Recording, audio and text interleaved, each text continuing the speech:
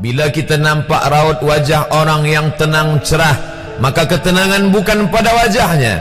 Bila nampak orang melangkahkan kaki dengan tenang penuh wibawa, maka ketenangan bukan pada kakinya.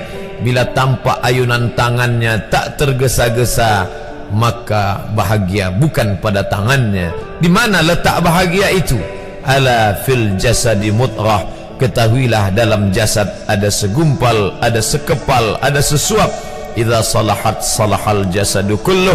Kalau yang segumpal itu baik, maka yang lain ikut menjadi baik. Wa idza fasadat fasadal jasadu kulluh. Kalau yang segumpal itu rusak, maka dia pun ikut menjadi rusak. Yang segumpal itulah yang mengendalikan mata, telinga, tangan, kaki. Yang segumpal itulah tempat rindu, benci, marah, ridha, ikhlas, fasik, hasad, kufur. Di sanalah bersemayam rindu dan benci. Maka jangan terlampau benci. Habib habibaka haunamma. Kalau kau sayang, sayanglah secukupnya sahaja. Karena boleh jadi hari ini kau sayang, besok berubah menjadi kebencian. Kalau kau benci, bencilah secukupnya sahaja. Boleh jadi esok pagi dia menjadi orang yang tersayang. Berapa banyak puan-puan berkata, siapa itu? Itulah orang yang dulu paling aku benci. Tapi hari ini masih ada juga benci, tapi tak banyak. Oleh sebab itu maka dijaga dia. Yauma la yanfa'u malun. Hari itu tak ada guna harta, wala banun, tak ada guna anak, illa man atallah, kecuali orang yang datang menghadap Allah biqalbin salim, dengan hati yang salim. Qab lam ba, qallaba, berbolak-balik. Qallaba, tidak selamanya bahagia. Kadang pagi hati tenang, petang datang dia pun susah. Kadang pagi hati lapang, petang tiba dia pun gundah. Maka apa yang dapat menolong? Ala bizikrillah, ketahuilah dengan banyak menyebut mengingat Allah, tatma'innul qulub, maka hati akan menjadi lapang. Qalbul mu'min baina asabi'ir rahman, hati orang beriman berada di antara jari jemari kuasa Rahman. Kalau dia hendak, dia balikkan yang senang menjadi susah. Kalau dia berkehendak yang susah, dia balik menjadi lapang. Berapa banyak orang yang tampaknya mungkin kita kata dia susah, tapi dia masih boleh tersenyum.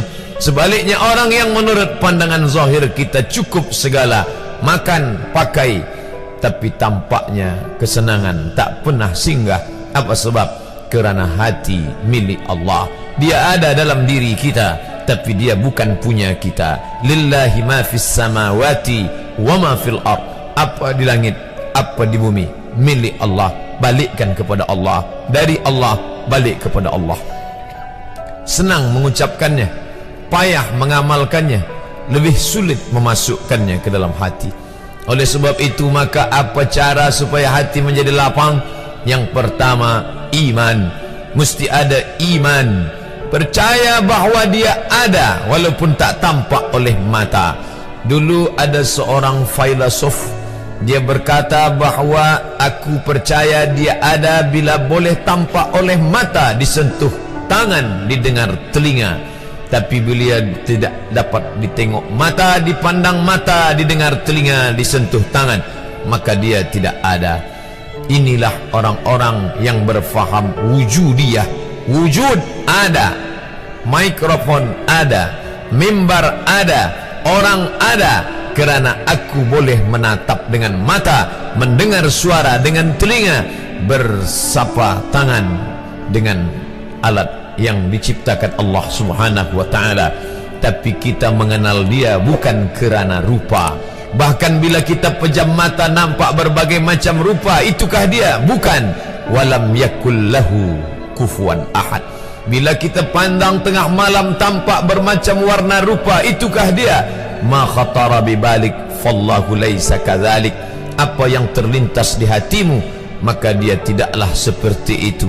Dia tak dapat dipandang dengan mata. La tudrikuhul absaru, dia tak dapat ditangkap mata. Wa huwa yudrikul absara, dialah yang dapat menatap mata. Jangankan dia, wajah kita pun kita tak boleh melihatnya. Siapa yang boleh melihat wajahnya?